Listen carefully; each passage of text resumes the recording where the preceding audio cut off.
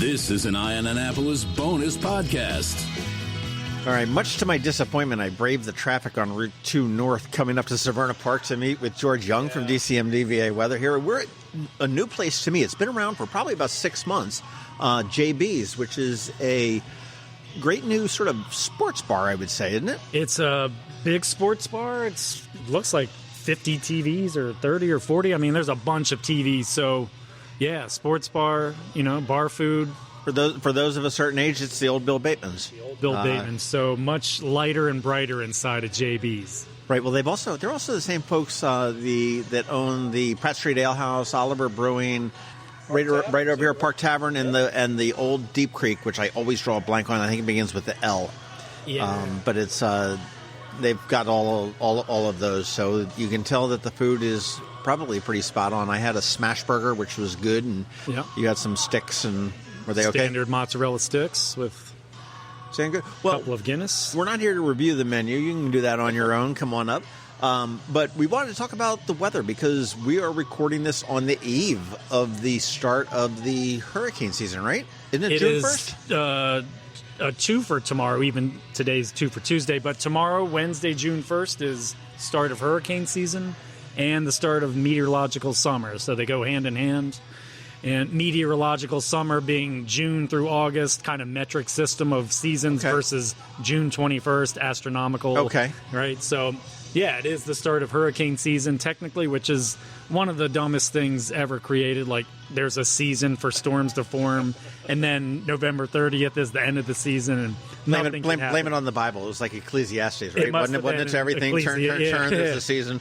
But yes, June 1st is the start of, and almost, as I say it's stupid, it might be right on cue that, as we were just talking, Agatha, a storm in the Pacific in a different naming convention, is about to move across Mexico, and it could reform in the Gulf of Mexico, more or less, and be named the first named storm of the 2022 season, which will be Alex, I think, is the name. Well, that's kind of weird that a storm would start in the Pacific. I guess it's just a matter of where it hits. I mean, Central America is the weak point, I guess, in the continents. Yeah.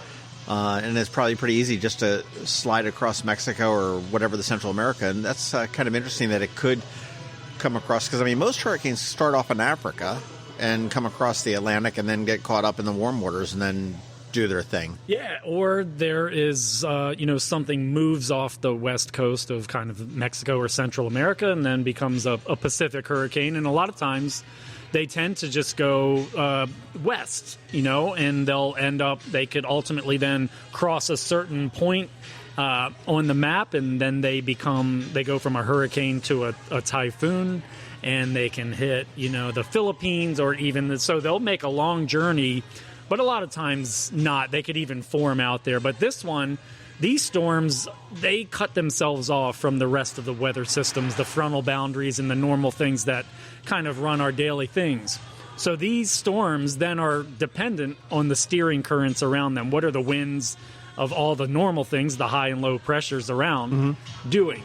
And so, yeah, sometimes the steering currents, the winds just kind of push it back to the east.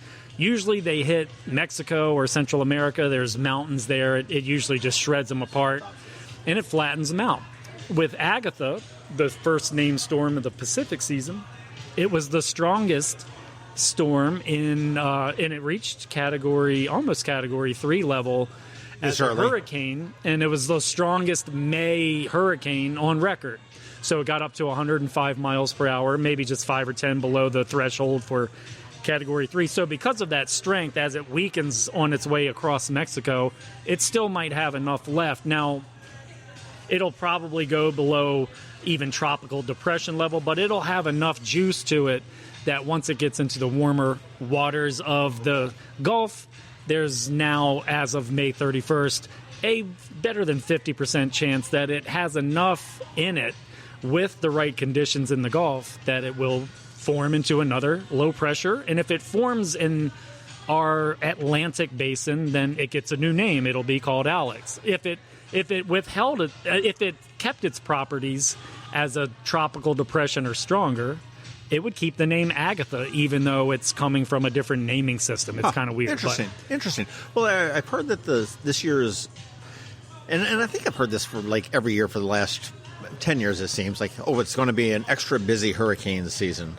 And it seems to be just like a standard talking point. Is that, it's definitely my forecast. It's everyone else's forecast. And here's the reason, because you're working off of 30-year averages. And the average of what used to be just can't compete with the way it is now, even though it's incorporating the last 10 years into this 30-year average. So the average number of named storms, I believe, is like 10 point something, let's say right. 10 or 11. And almost every year for the last 20 years, there have been maybe 2 or 3 where it's been 10 named storms, but we've had one at 28, 13. One at 30, a lot of 15s and 19s. So this standard, this is why you and I do these things. The standard outlook is twofold. Above average temperatures every year based on the 30-year average, and above average named storms. There's also something else, though, John, that goes into the named storm thing, which is there's so much better and more technology for seeing a storm, analyzing its properties and everything, that a couple storms probably get named that before would have never have been named. They would not have seen it as well with enhanced radar and other things, satellites, and they would not have investigated with flights into the storm. That makes sense. So you get a little bit of a bump because of the technology, but not too much. And we discussed last time, too, that this is all really sort of a result of the global warming. It's just getting warmer. So everyone's above average for this year, and I really think it's going to be a 20-plus named storm year because a lot of factors are up. There's this ongoing La Nina that's in effect. So what that means, cooler waters in the Pacific, warmer waters in the Atlantic. So the observed measurements of sea surface temperatures in the Atlantic and the Gulf of Mexico, they're well above average. And so is the kind of the flow off of the west coast of Africa. So you have these lighter winds, these trade winds. So you're just going to have the right combination of potential, really, is ultimately what it is. So the potential is there on almost every kind of factor that you would look for. And then it's just a matter of what happens, right? But so, you get a bunch of storms that form out in the Atlantic and they curve even east of Bermuda, and we never get anything from them. But we've also gotten a bunch of hits. Last year was Ida, which was the one that came through September 1st for us and produced the EF2 tornado. And that was a remnant of a big storm that hit the Gulf Coast. And so I'm saying 20-plus storms. The average is 10 or 11 named storms. I think the average number of hurricanes is, 5 or 6. I'm going back to my 5th grade science class. I mean, and for a hurricane, you need heat, you need moisture, water, the ocean, and you need wind, right? Are those the three sort of the things that make it? It'll create its own wind. You just need that heat in the ocean because you need a little bit of low pressure, so something that creates its own little circulation, and then it uses the heat from the ocean to fuel itself. And then you don't want too much wind competing around it because it'll shear it kind of in half, right?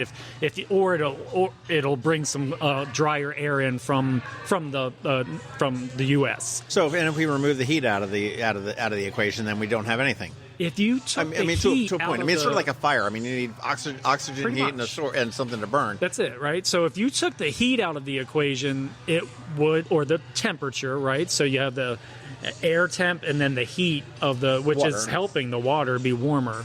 If you took that out, so it kind of begs the question of why don't we have some kind of device that, like a pool, it's the same in the ocean. The further you go down, it's colder. Why are we not turning the water over somehow? Because, and we see this with actual hurricanes. When a hurricane, especially a strong one, takes a certain path, it turns the water over. It's called upwelling. It makes the water from the bottom come up because it's been so turbulent. And then you don't typically see more storm formation right away in the wake of that storm because the water's been turned over.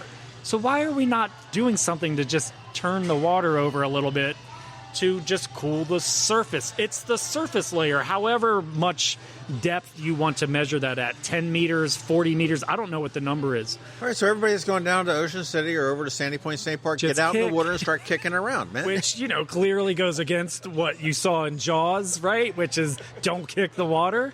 So, yeah, you need some kind of drone or whatever out there. Just make a metal shark that kicks the water. But if you could upwell the water and cool the sea surface temperatures, you would then have a different ball game. Again, everything's easier, and there are always a million unintended consequences, so we probably would kill the ecosystem of the ocean by doing that. But I don't know. Yeah, then you'd watch the Chesapeake Bay Trust come or the foundation we'd come have down some on problems, especially where we live. But it's happening one way or the other. The water's so warm now, things are dying off, and reef barriers and all that stuff. It's just that there's a problem either way. So pick your poison in a kind of a decision-making mindset, but there should be something that we could do. Aren't we the smartest species on the planet? It just doesn't always translate. I watch the news every day, and I'm going to disagree with you there. We're pretty freaking dumb. Yeah, right. But we've tried things in the past, like seeding clouds, and right. And so it's not as easy as it sounds. But that's the deal. You nailed it. It's you need hot water to then fuel the storm, and then it's good to go. And usually, the water's still cold in the Atlantic. It's above average, but it's still not warm if you're in the ocean off the Delmarva coast. I'm sure it's still probably in the 60s. Chilly. Right? Sure, absolutely. Well, I want to move a little bit closer, regular, and I've learned over the years in speaking with you to avoid. So, George, what's the weather going to be like this summer? Because you sit there and tell me the same thing. You say, well, it beats the hell out of me. It above average, but I can tell you with confidence 4 days from now and in, but after that, you just don't know, right? Because one little thing, sort of butterfly effect, like one little thing makes something else change, and then your forecast. This past weekend, Memorial Day weekend, was a great example. Early in the week, last week, it was like, it's going to be a great weekend. And then around Tuesday or Wednesday, fortunately, I didn't change my stance, even though I normally tend to go with the models and stuff. I kind of held with, it's going to be a great weekend. But you saw a bunch of sources across the board say, hey, it's going to get rainy because the models started to change because the cold front was slowing down, and it just didn't play out that way. We had a great day on Saturday, and the whole weekend was awesome. So it was just a case study in even 3 days out with the best forecasters in the region, professional forecasters on TV, whatever. They were getting tripped up because they have a tendency, in my opinion, to do what's called model writing more than anyone else. And I get it because they're super public facing with, TV and so they just kind of ride the models. It's not that they're not forecasting and they're wicked smart and everything, but it's so easy. It's so tempting for anyone that forecasts the weather, whether it's me, this independent one-man show, or those guys with big corporations behind them, to see the models do something and to just ride them, because if the model's right, they're going to look foolish if they didn't go with it, So that's what happened last weekend. Well, again, another thing, too, also with the television stations and the regional radio stations, they're obviously forecasting and looking at a much larger area than DCMDVA Weather is, which is primarily focused on that whole Delmarva, DC, Maryland, Virginia. Yeah, pretty much, DC, Baltimore, Annapolis, Eastern Shore to a certain point, to maybe I don't know. I kind of say Fredericksburg, but it's more like, Dumfries or something, Sure. But we're very tightly, and the area. You know how the winds work and everything else. We've talked about when we talk about snow, how, if it's coming across and hits 95, it's like, okay, well, that's, might as well just build a wall right up there because it ain't coming out here. But what do you see do you think we're going to have an active summer? I know summertime is storms, it's squalls that come in. It's always a dangerous time. Unfortunately, last weekend we lost somebody that jumped out of a boat to cool off of Sandy Point, and got caught up in some currents. He was offshore. It wasn't like he was swimming, so he was in deeper water. And, he passed away. A boater picked him up, and they just couldn't revive him. But several years ago we heard about the water taxi up in Baltimore where the squall came through and it overturned that. I mean, do you think we're going to have an active summer? And I mean, you personally also had, the years of the derecho came in, took your roof out, and then some. 10 years this summer for the derecho of 2012, and even in addition to the boater, I mean, there are two examples, instances already in Anne Arundel County this year with trees falling and they resulted in a loss of life, and one in Annapolis and one in Crofton. And so the big takeaway is this, listen to whatever source that you want. There's always going to be thunderstorms, so it's going to be active. We've been pretty fortunate, really, to May 31st. There hasn't been a ton of flash flood watches and warnings, and, it's been kind of minimal. We had some severe weather last week. We might have some later this week, but that's just the way it goes. The takeaway is the one thing to remember, and it gets lost in the messaging, because if it's not the biggest risk factor, the moderate risk for severe storms then people just tend to tune out and say it's not going to happen. But the reality is any thunderstorm, once it forms, has the capability and potential to produce a tornado and flash flood, because they just have the same basic properties. So you just can't mess with. There's no back button for lightning if it hits you. There's no back button when you have a tree falling, and it either works out or it doesn't. So I just think with a warmer climate, with more precipitable water in the atmosphere, a little more a little more humid kind of environment, with more water in the air, we're just going to see more. We've seen so much in the last 3 or 4 years in terms of flood warnings and flash flood warnings. Well, I mean, I keep thinking too of Ellicott City, and I mean, and you mentioned, keep an eye when you hear about it, keep an ear out, keep an eye out on whatever your source may be. Ellicott City didn't do it 2 years, I think, in a row, or maybe they skipped a year or whatever. But I mean, you look at that, and you would have ever thought on Main Street in Ellicott City would be chest high with water, just sending cars and dumpsters and down the street like it is. Now, granted, they've got a couple different rivers that creeks that come in there, and it creates a channel for it, if you will. But again, that's something that came up so quickly. It trapped people in the restaurants, it trapped people in stores, and and I think there were a few deaths in both of those. Yeah, the first one had a couple people, and the second one person. But the waterways, the local creeks and rivers, I mean, clearly that's an influence. But these were anomalous events. I mean, these were 4 to 6 plus inches of rain in 2 to 3 hours. You can't compete with that wherever it occurs. If there's a river or a creek, well, I remember when they said it was like a 100-year event, and then 2 years later it was like happened again. I think it was a 1,000-year event. It just was extreme. But I mean, it's a good example of what the force of weather can be. And we talked about local creeks and streams. I mean, gosh knows in Anne Arundel County there are a zillion of them. I mean, we've obviously got the big rivers, but all the tributaries that go around them, and not all of them are very close to roads, but there are a lot of little tiny creeks and streams that do.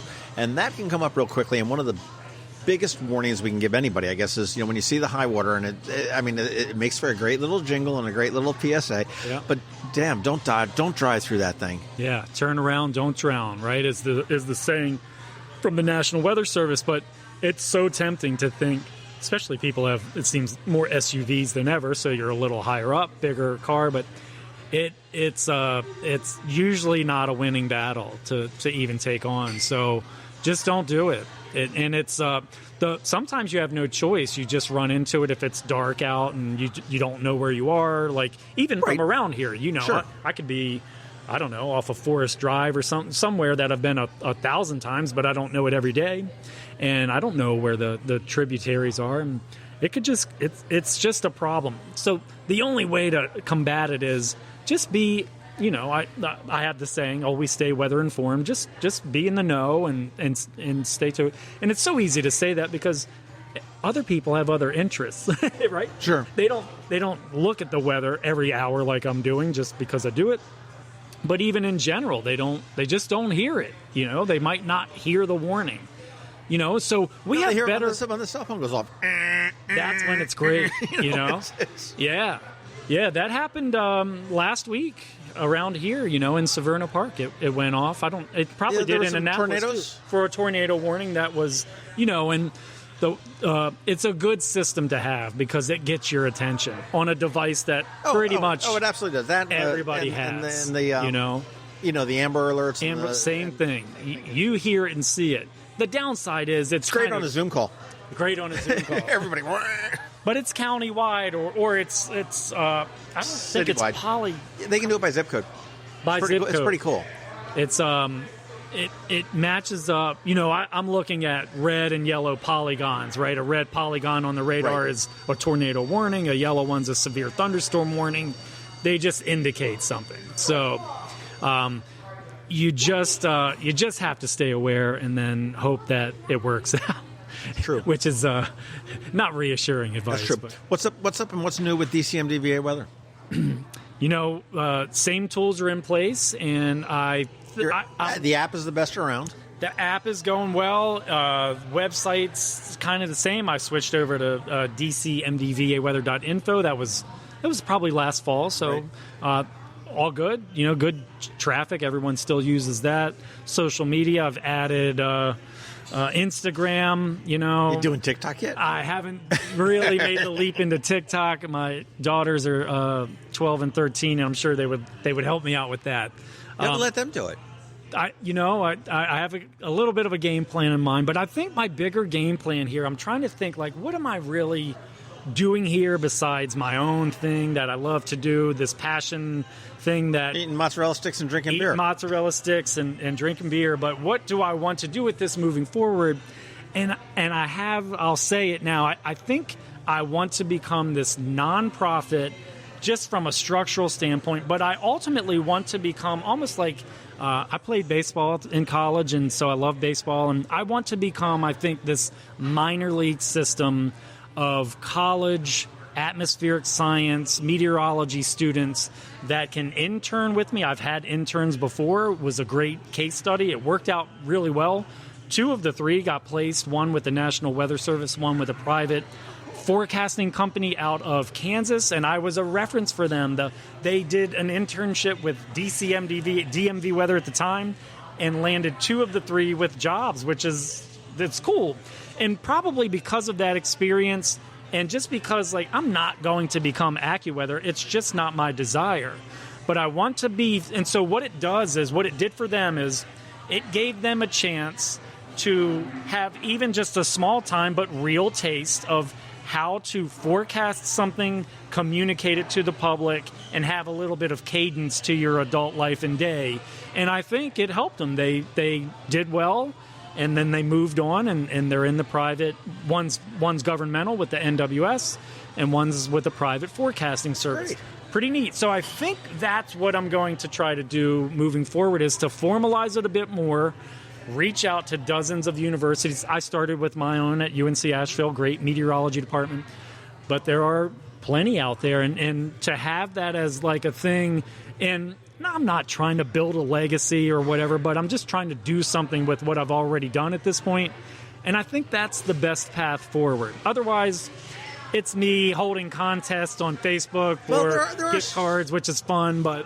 There's so many different ways you can go with meteorology. And I mean, you happen to mention and forecasting. You'd mentioned, obviously we know the weather guys on TV. We got Tony Pan. Okay, he's sitting there talking. We've got Justin Burke that everybody knows what's going on. We've got WTOP. We've got the Washington Post, the Weather Gang. We've got you've got these ones, but a lot of people don't realize, and exactly what you're doing.